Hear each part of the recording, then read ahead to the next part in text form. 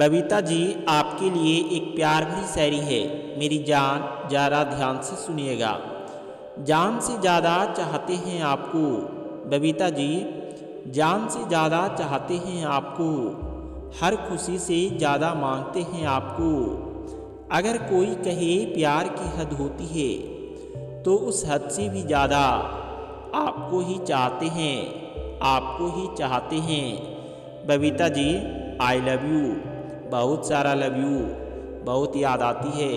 Love you मेरी जान, love you to.